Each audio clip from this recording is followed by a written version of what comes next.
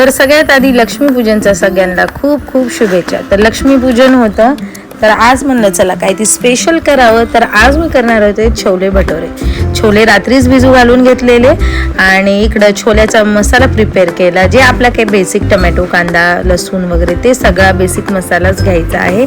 आणि त्यानंतर ना मी इकडे घेतला आहे मैदा, मैद्यामध्ये साखर मीठ आणि सोडा घालून घेतलेला आहे आणि मैद्यामध्ये व्यवस्थित मिक्स करून घेतलेला आहे आणि त्याच्यामध्ये टाकून घेतलेला आहे वाटीभर दही। तर दह्याने ना खूप छान होतं आणि स्ट्रेक्चर येतं आणि बेकिंग सोडा पण घालायचा आहे अर्धा चमचा।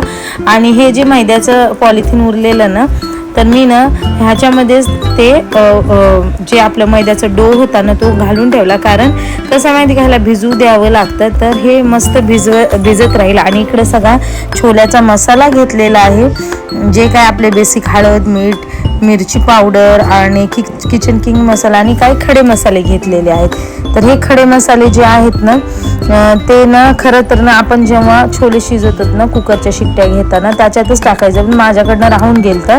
तर हे बाकीचे इतर सगळे जे मसाले होते ते तेलात टाकून घेतले आणि जो आपण वाटण केलेला मसाला होता ना तोही घालून घेतला आणि छान त्याला अशी उकळी काढून दिली। तर तुमच्या इथे ना आज काय काय बनलेले म्हणजे लक्ष्मीपूजनच्या दिवशी नक्कीच कमेंट करून सांगा। त्यानंतर ना आता करायचे होते मला भटुरे। तर आधी म्हणलं चला हे शिजलेले छोले जे आहेत ना तेही घालून घेऊया, म्हणजे एकदम भाजी कशी रेडी होईल। तर छोले छान असे शिजले ना तर भाजी पण त्याची एकदम मस्त चमचमीत होते।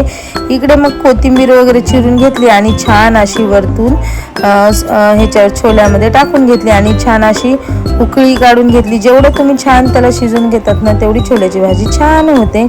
त्यानंतर त्या पॉलिथिन मधला जो आपला डो होता मैद्याचा तो काढला, त्याला मस्त असं हाताने मळून घ्यायचं आहे। मळल्याच्या नंतर ना त्याचे छोटे छोटे असे पेढे करायचे आहेत आणि ना पातळ लाटायचे नाही। हे कधी जर तुम्ही पातळ लाटला ना तर ते ना कडक होणार। मीडियम ठेवायचे, जास्त जाडही नाही ठेवायचे, असे मीडियमच ठेवायचे। आता मला खूप कमेंट येतात की तू फडशीवरती का करते वट्टाच्या, तर माझं प्लॅटफॉर्म जे आहे ना किचनचं ते खूप स्वच्छ असतं आणि मी चपाती किंवा इतर गोष्टी करण्याच्या आधी ना हे स्वच्छ पुसून घेत असते आणि नंतरच मी करायला घेत असते। आणि ही मला ना सवय झालेली आहे। ऑलमोस्ट सोलापूरमध्ये ना खूप जण असे वट्ट्यावरच हे करतात आणि छान असे आता भटोरे मस्त तळल्या गेलेले आहेत आणि टमटम असे फुगून आलेले आहेत। आणि असं काय बघितलं ना आपल्याला जी रेसिपी जमली असं वाटलं ना तर मला तर खूप आनंद होतो आणि माझे पण भटुरे एकदम छानपैकी असे फुललेले आहेत। पहिला फुलला नाही,